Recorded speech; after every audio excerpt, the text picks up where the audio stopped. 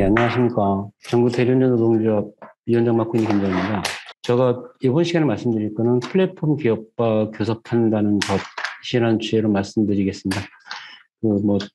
작년에 어쨌든 국감에서 이 모빌리티 기업들이 이슈화되어지면서 어쨌든 그 과정에서 카카오하고 저희하고 승계교섭에 임하기로 이제 합의를 했는데, 과정에서 최근에 이제 복선조 시대의 창구 단일화 절차가 굉장히 길게 끌어졌습니다.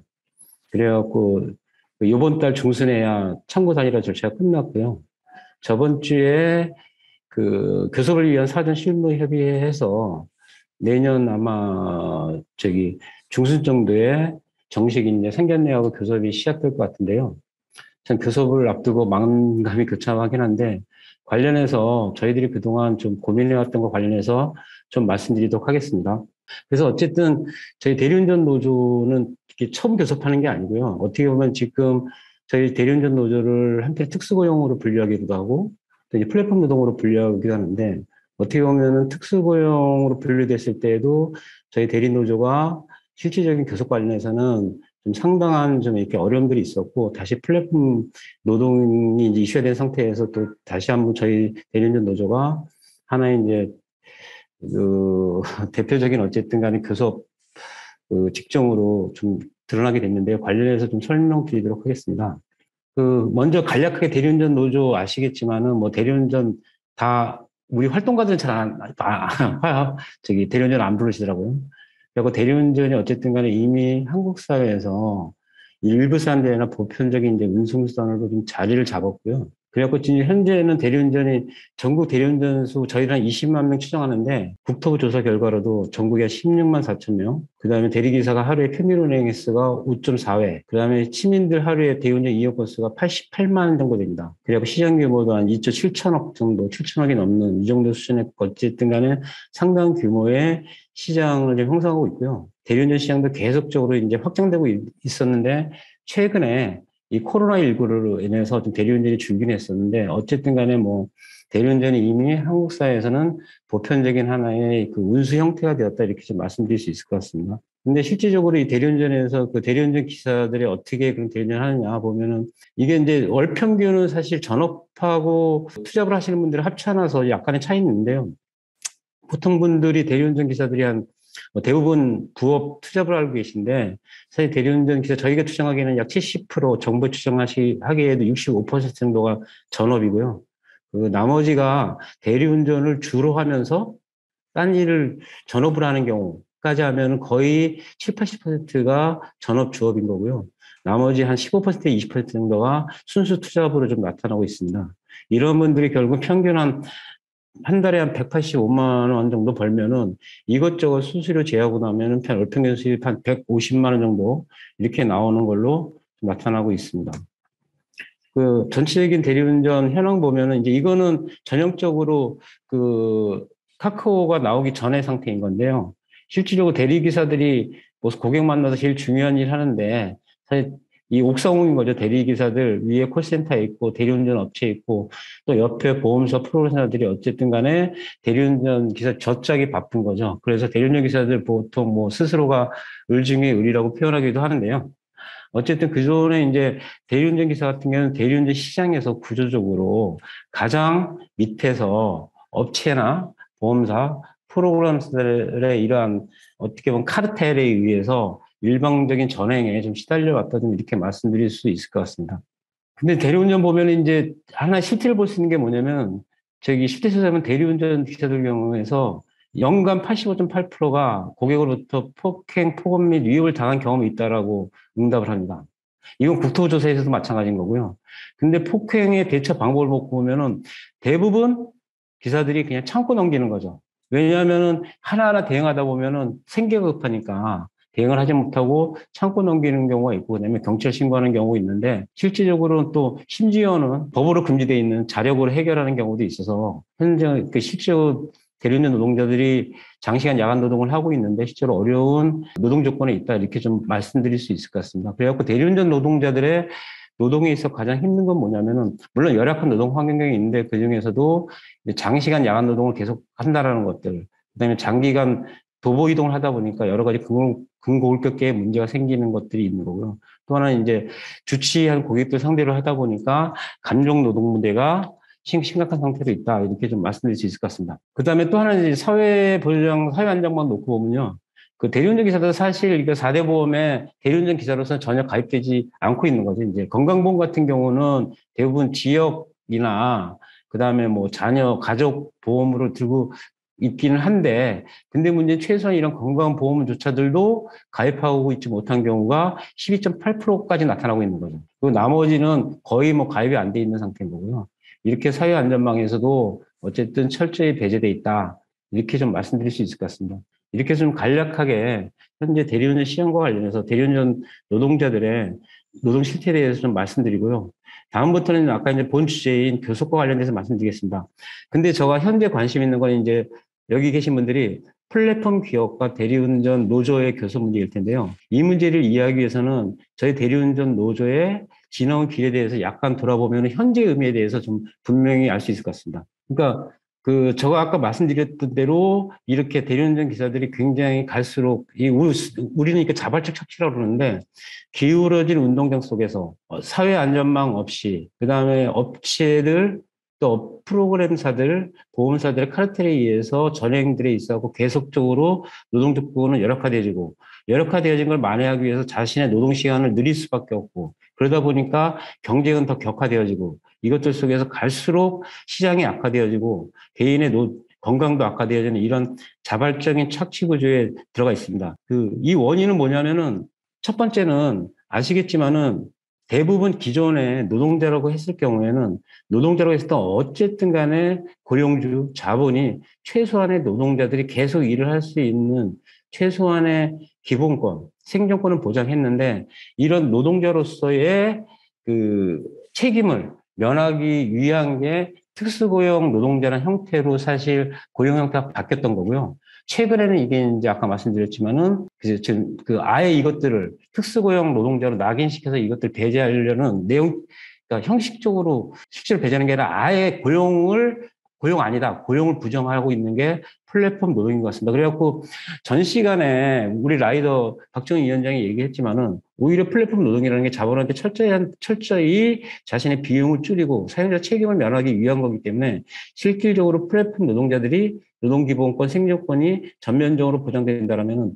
실질적으로 플랫폼 산업이, 모빌리티 산업이 유지 가능할까? 이런 의문조차도 이제 들 수밖에 없는 그런 상황이 있습니다. 그래갖고 저희 대리운전 노조 관련해서 좀 지나간 과를 말씀드리면은 사실 우리 대리운전 노조가 작년에 필증받고 교섭이 이제 많이 이슈가 됐는데요. 이게 처음 필증받은 게 아니라 저희가 이미 2005년서부터 노조 활동 시작합니다. 2011년도에 이제 5년서부터 계속 노조 활동을 하는데 그동안에 계속 탄압을 받았어요. 그러다가 2012년도에 대구에서 어쨌든 지난한 투쟁의 결과로 지역에 있는 전체 대리업체들과 대구적 대리운전 노조와 단체 협상을 했습니다. 이 단체 협상에는 어떤 내용이냐면은 대리운전 요금, 대리운전 기사한테 임금이라고 할 수 있는 대리운전 요금, 수수료, 또 실제로 고용 문제가 될 수 있는 콜수에 비해서 대리운전 기사가 너무 많았을 경우에는 경쟁이 격화될 수밖에 없기 때문에 콜수에 맞는 대리운전 기사의 채용, 그 다음에 다양한 어쨌든 대리운전자들이 이동하기 위한 셔틀의 운영 등 이런 것들을 전부 합의를 합니다. 그리고서도 합의하고서도 수수료도 이제 합의를 하는 거죠. 그리고도 돈이 남아서 이전에 업체들이 하나도 하지 않던 것들에 다 합의하고서 돈이 남아서 그걸로 지역에서 복지기금을 운영해서 대리기사들의 경조사든지 지금 서울에서 이제 지자체 하고 있는 쉼터도 처음에 노조에서 운영을 했습니다.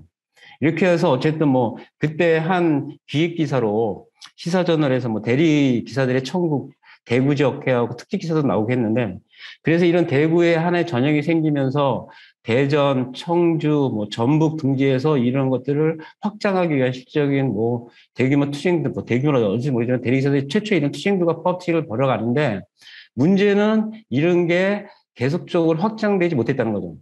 왜냐하면은 이 시기서부터 아시겠지만 이 시기가 어쨌든 이명박 박근혜 정부 들었을 때인데 이때서부터 아시겠지만 특수고용 노동자들을 철저히 탄압하기 시작합니다. 박근혜 정부 때 이제 그 노동 탄압 세 가지가 있지 않습니까? 공무원 탄압, 정규직 탄압, 그다음에 특수고용 탄압. 물론 특수고용 탄압은 뭐 전면적으로 완전히 탄압하지 못했는데 여태까지 이어지고 있긴 한데 이러면서 이런 흐름들이 다 끊기게 된 거죠. 탄압을 받게 되면서. 그러면서 그 다음 상황이 뭐냐면은 이 대구 지역에서 이제 계속 그러면 업체들이 그동안에 맺어왔던 단체 협약도 일방적으로 위반하면서 계속 그 합의안을 안 지키는 거죠. 그러면서 싸우다가 그러면서 계속적으로 대리운전 기사들은 또 다시 일방적인 그 기울어진 운동장 속에서 그 갑질 행포 착취 시달리게 되는 거고 이런 상황 속에서 카카오가 등장합니다. 카카오가 등장하면서 뭐라고 그랬냐면은 자기들이 보기에도 대리운전 시장이 너무 기울어진 운동장 속에서 기사들이 너무 불리한 위치에 서 있다. 그래서 자기들이 대리운전 기사들의 권익, 생존권을, 생계를 어쨌든 보장하고, 그 다음에 하나는 대리운전업을 정상화시키기 위해서 카카오 시장에 진입하겠다. 이러면서 이제 시장에 진입했습니다. 당시에도 이제 기존 업체들은 대기업이 왜 골목 시장 진입하냐. 그러면서 카카오 앞에서 막 시위하고 그랬어요. 뭐 머리 뜯으려고, 기존 업체들이. 근데 그때 대리기사 사장들이 뭐라고 그랬냐면은, 아니, 무슨 여태까지 그 골목에서 깡패질 하던 골목 깡패 새끼들이 무슨 골목 상권 운운하냐. 그러면서 업체들에 대해서 오히려 맞서 싸웠죠. 그래서 그런 여론 덕분에 카카오가 시장에 진입했습니다. 그래서 시장에 진입하고 나서 카카오가 어쨌든 대리운전 노동자들의 이런 것들의 입장에 대해서 충분히 대화하고 개선해 나갈 용의가 있다고 그래서 어떤 걸 했냐면은 그 카카오 드라이브에 처음에 기사들 모집할 때 노조가 같이 가서 그 조합원 가입 원서 받게 됐어요. 그래갖고 이때 진짜 노조 법적으로는 정부에서 탄압하고 있어도 카카오에서는 노사 관계가 형성될 줄 알았죠. 그러면서 이런 업체들에 맞서서 우리가 카카오 대부분 이때 대리기사들이 카카오 시장 진입에 찬성하는 비율이 92%가 그랬어요. 맞싸우기도 하고 그다음에 그래서 업체들에 맞서 대리기사 싸워서 결국은 뭐 상생협에서 하는 거 맞서서 카카오하고 대리기사들하고 뭐 파트너십 업무 협약해서 그래갖고 전국 대리운전 노조하고 카카오하고 자문회의라는 형태를 하게 됩니다. 정식 노사 교섭이 아니라 자문회의 형태로 하게 되는데 실질적으로 자문회의를 해봤더니 카카오가 대리운전 노동자들과 대화하겠다. 대리운전 노동자들의 의사를 수렴하겠다 하는 거는 실질적으로 그들의 그냥 그 언세였을 뿐이고 실제로 암만 현장에 요구를 하고 협의를 하더라도 이게 지켜지지 않는 거죠. 결국은 그 당시의 자문회의는 카카오가 시장 진입하기 위한 어떻게 보면은 방패막이로 전락할 수밖에 없는 상황에서 저희 노조는 카카오하고 자문회의를 탈퇴합니다. 이런 상태로 노조가 카카오에 들러있을 수 없다라는 좀 판단 속에서 카카오 자문회의에서 탈퇴하면서 그 다음부터 저희가 하는 거는 그 다음부터는 이제 결국은 노조가 노동기본권을 갖지 않으면 아무것도 안 되는구나. 여기 신생명세가 나왔네. 저희, 이건 뭐 원본이 안 되는데. 그러면서 그때서부터 계속 노동기본권 투쟁만 하고, 그래서 이전 위원장님 뭐 한겨울철에 국회 앞에서 단식 농성 투쟁하면서 그 노동기본권 쟁취 투쟁을 합니다. 그래서 투쟁 시작한 지 1000일 만에, 그 다음에 우리가 다시 그 노조 설립 신고를 한 지 428일 만에 결국은 그 7월 17일 날, 작년 7월 17일 날 전국 필증을 교부받게 되죠. 그 교부받는 날이 뭐냐면은 전이 희한한 게 국회 서울노동청 앞에 더 이상 안 되겠다. 나올 때까지 농성투쟁 돌입한다고 했더니 그 전달 나왔는데 어쨌든 노조 성급 필증이 나오고 나서 저희는 바로 카카오한테 정식 교섭을 요구합니다. 그랬더니 카카오가 정식 교섭을 요구했더니 뭐라고 그러냐면은 그 카카오는 그래 정부에서 대리운전 노조 필증 내줬으니까 노조인 거는 자신들은 관여 안 하는데 분명한 거는 자신들은 대리운전 중개 플랫폼으로서 단체 협약을 체결할 지위에 있는지가 불분명하다. 그러니까 교섭 못하겠다.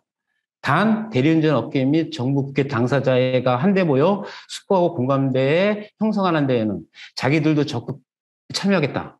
그냥 저는 이게 교섭 거부하는 공무원층에서 이렇게 이쁜 교섭 공무원을 본 적이 없어요. 이게 개소리도 이렇게 이쁘게 할 수 있구나. 근데 이 핵심이 뭐냐면 사실 이게 처음에 정부에서 플랫폼 종사자법 나왔을 때 그 전 노동부 장관이 이 얘기를 합니다.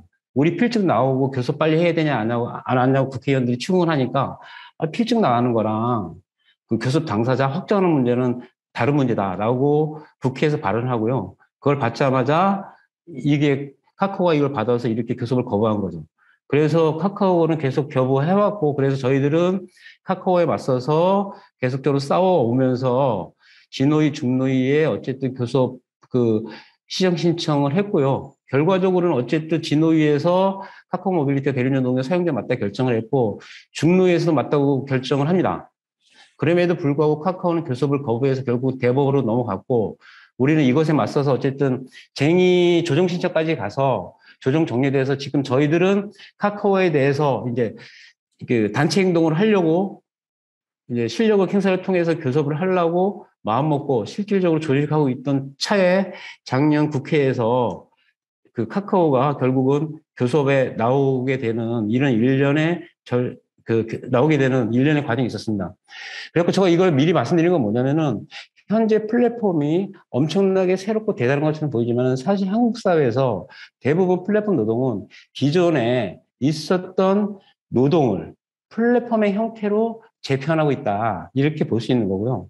핵심은 뭐냐면은 지금 플랫폼 노동 문제가 새롭게 만들어진 노동, 새로운 의제가 아니라 과거에 켜켜이 쌓였던 특수고용 노동자들의 노동권, 기본권 문제가 이제 플랫폼이라는 프리즘을 통해서 재해석되고 있다. 이렇게 좀 볼 수 있을 것 같고요.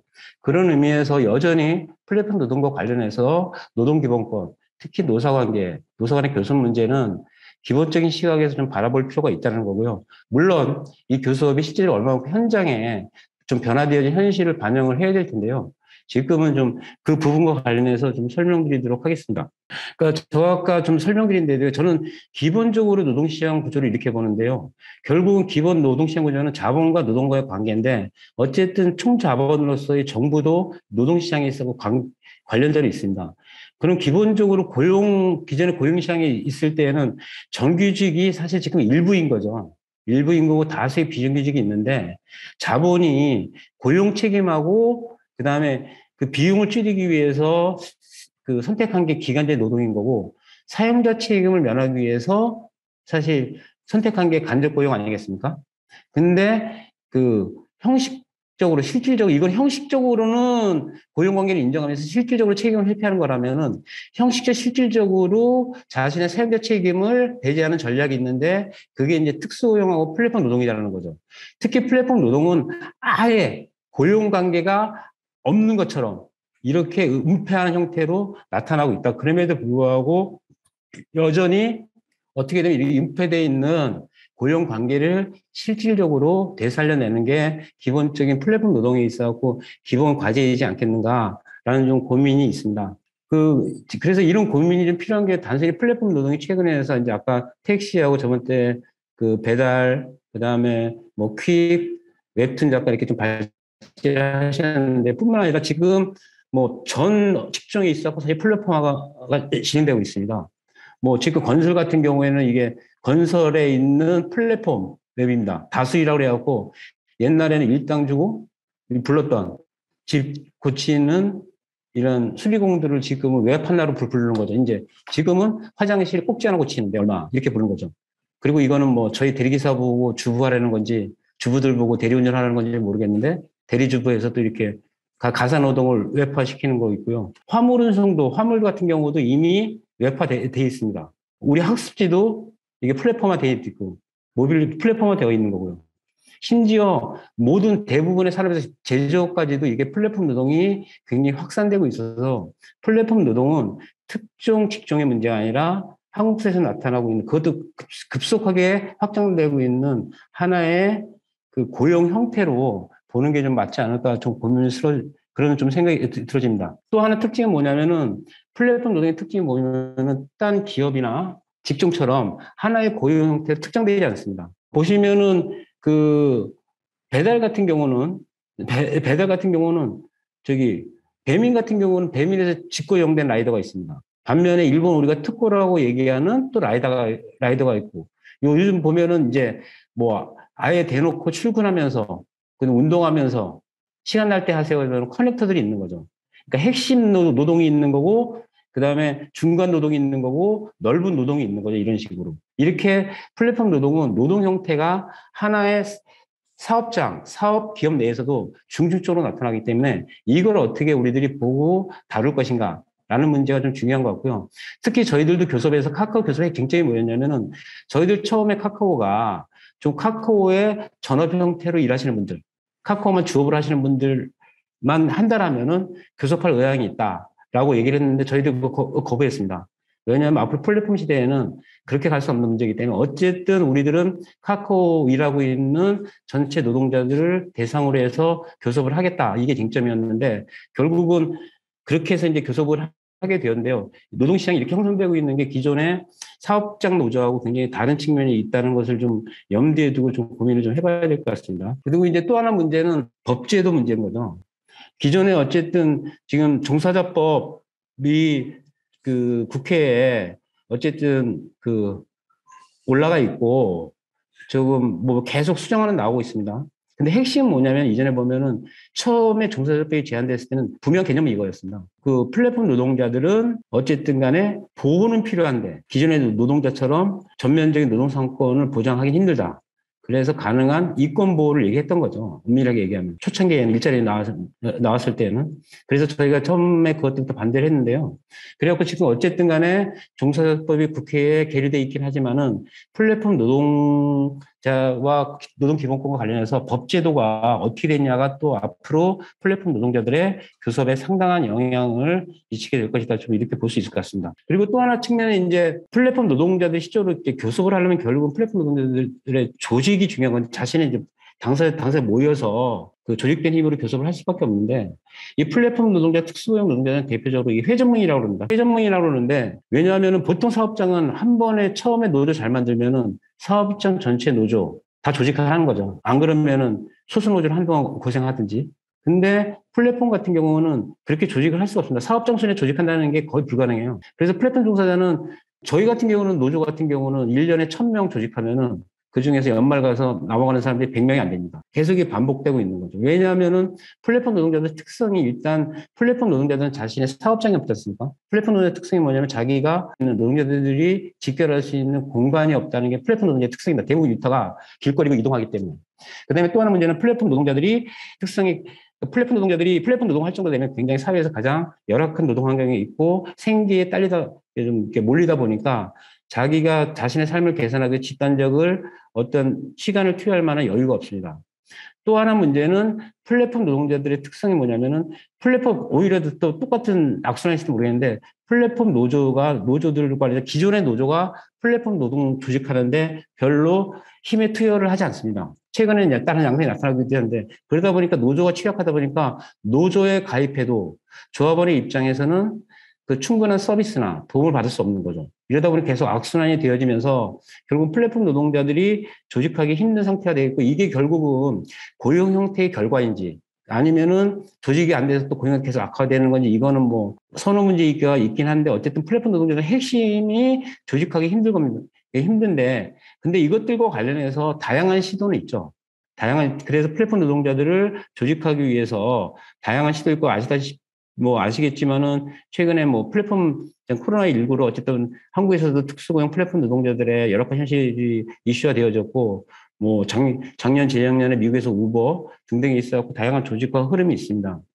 이거 관련해서 이제 저는 조직화 관련해서 노조로 이제 조직하기 회전문도 힘들다 보니까 여러 가지 이제 조직하기 위한 기획들이 제안되어지고 시도되어지는 게 있는 거죠. 그래갖고 저 제일 위에 그림은 어쨌든 간에 좀 협동조합 형태로 플랫폼 노동자들을 조직해보자. 이런 흐름들이 어쨌든 다양한 형태로 시도되고 있는 것 같습니다. 또 하나는 이제 당사자가 조직되지 힘드니까 뭐 노조 간이 공제 형태로 조직해보자. 이런 시도들이 있는 거죠. 그래서 최근에 한국노총도 이제 전면적으로 공개를 통한 조직화가 가고 있는 것 같은데요. 또 하나는 당사자들이 어쨌든 조직을 해서 대표성을 가지고 어쨌든 사회적, 그 다음에 그 단체 협약 수준에서 교섭을 하기 힘드니까 이거를 대신해서 어쨌든 사회적 협약을 통해서 뭔가 돌파구를 내보자. 이런 다양한 수준에서 어쨌든 간에 그 조직과 교섭과 관련되어 다양한 수준의 논의들이 있습니다. 근데 이 중에서 저는 다양한 수준은 필요하다고 보는데, 과연 이 다양함을 어떻게 이해하고, 이 중에서 어떻게 이 다양한 형식과 내용들을 그 구슬을 꿰 거고, 이 중에서 어떤 지점에 있어갖고 좀 중심을 둘 건가 문제는 여전히 좀 남아있다라고 생각이 되어진다. 그래서 제가 그 얼마 전에 토론을 할 때 이런 말씀 드린 적이 있는데, 많은 분들이 플랫폼 노동자들 결국 조직하는 게 핵심 아니냐. 그러면서 거기에 방점 찍어서 말씀하시는데, 실질적으로 저는 플랫폼 노동자들 암만 조직을 한다 할지라도 지금 당분간 플랫폼 노동자들 뭐 저희 같은 경우는 대리기사들 전국에 20만인데 20만 명 조직할 수 있는 거 아니지 않습니까? 그러면 저희들이 조직을 암만 하더라도 한계가 있는 거죠. 그럼 저희가 10% 조직해서 2만 조직한다. 그러면 10%밖에 안 되는 거죠. 근데 문제는 조직된 그 조직이 실질적으로 플랫폼 당사자들을 얼마만큼 대표할 수 있을 것인지, 그 점과 관련돼서는 면밀하게 고민하지 않으면은 사실 굉장히 이런 것들이 한때 그냥 시도로 끝나버릴 가능성이 크다. 좀 이런 고민들을 좀 하고 있습니다. 그래서 한 가지는 저희들은 이것들 속에서 결국은 가장 중요한 거는 노조를 통해서 대표성을 확보하고 이러는 운동들, 그다음에 성과들을 축적시켜내는 것들이 가장 중요하지 않는가라는 좀 고민을 좀 하고 있습니다. 그래서 그 노동조합을 하고 있는 거고요. 그래서 전 세계적으로 보면은 다양한 형태, 캠페인을 통해서 아니면 기존의 노조 조직을 통해서 아니면 직접적인 투쟁을 통해서 뭐 여러 가지 형태에 있어갖고 지금 플랫폼 노동에 어쨌든 간에 이 조직과 투쟁들을 좀 만들어내고 있는데요. 이런 것들에서 저희 보면 한 가지 특징이 있는 것 같습니다. 결국은 대부분 흐름들에 놓고 보면은 이 사회적 연대하고 당사자 주체들의 이 투쟁과 조직화가 연결되었을 때만이 유의미한 성과를 좀 내고 있는 것 같다. 이런 고민들이 있는 것 같고요.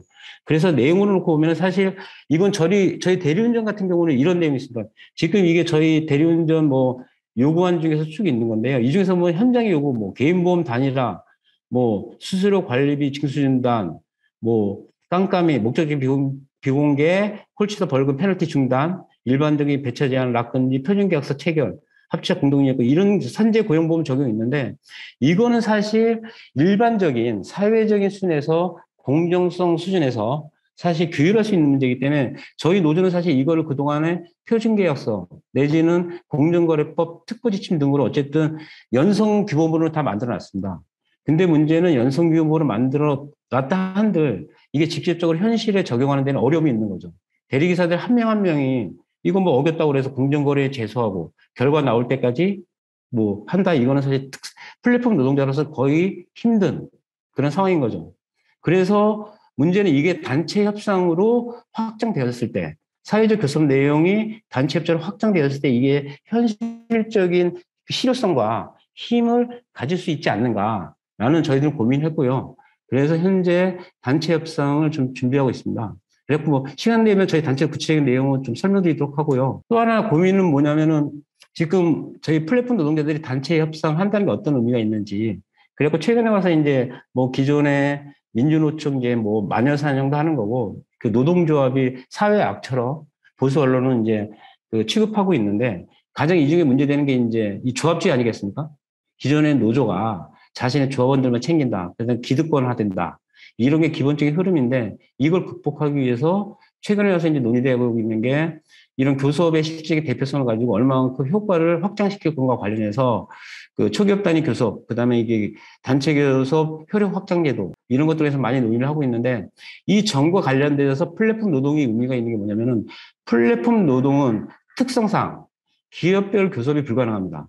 그리고 의미도 없습니다. 물론 최근에 와서 배민도 교섭을 했고 저희도 카카오를 상대로 교섭을 하지만은, 저희는 카카오 교섭을 결코 카카오 기업을 상대로 한 교섭으로 생각하지 않습니다. 저희는 대리운전 전체 시장을 놓고 그 시장에 있어갖고 한 축을 담당하고 있는 플랫폼 기업인 카카오를 상대로 하는 거지, 저희는 결코 카카오라는 기업을 통해서 기업별 교섭 수준 속에서 우리들이 성과를 내고 그거를 안정적으로 끌고 갈 수 있을 것이라고 생각하지 않습니다.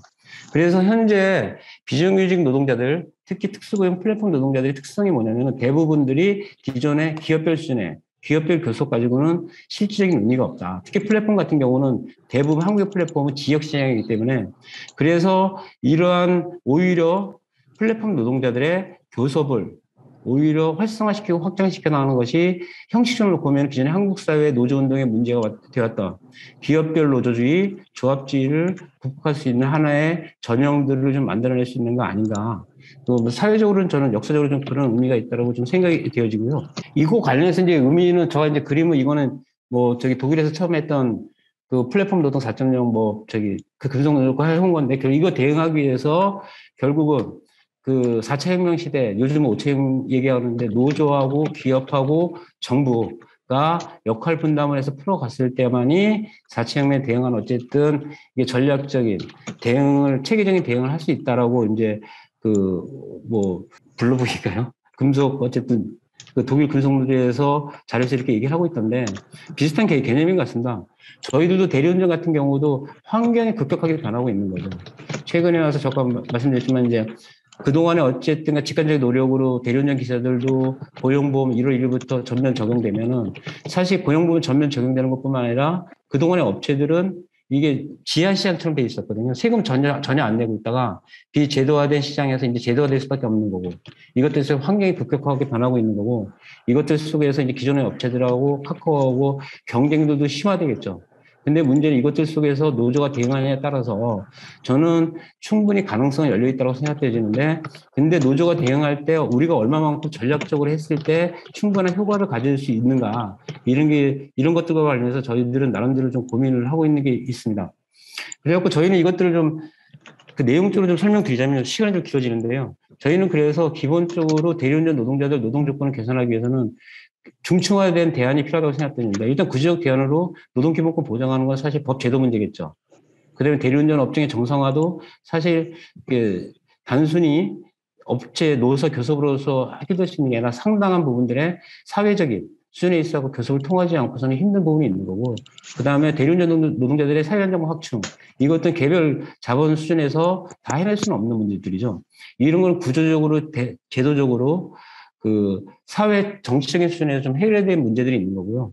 그다음에 불안지한 관행 경제적 그러니까 여러 가지 그 내부의 여러 가지 우리들이 현장의 요구들 같은 경우는 이거는 또 물론 업체의 문제이기도 한데 이거는 사회 공공성 수준에서 그다음에 그 공정 수준에서 충분히 사회적 이슈로서 해결할 수 있는 그런 영역들이 아닌가라는 생각이 들어지고요.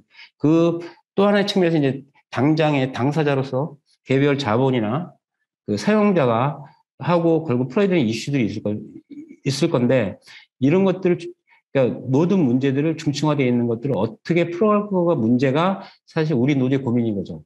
그래서 저희는 우리들의 요구, 대리운전 노동자들의 요구를 어떤 하나가 풀 수 있다고 생각하지 않습니다. 어떤 거는 업체들을 상대로, 어떤 거는 사회적인 어쨌든 운동과 이슈화를 통해서, 어떤 거는 법제도 그 개선을 통해서 풀 수 있을 거라고 생각되고 이것들을 일관되게 좀 유기적으로 풀어나가는 게 저희 노조의 사실 교섭의 과제이고 방향을 이라고 좀 말씀드릴 수 있을 것 같습니다.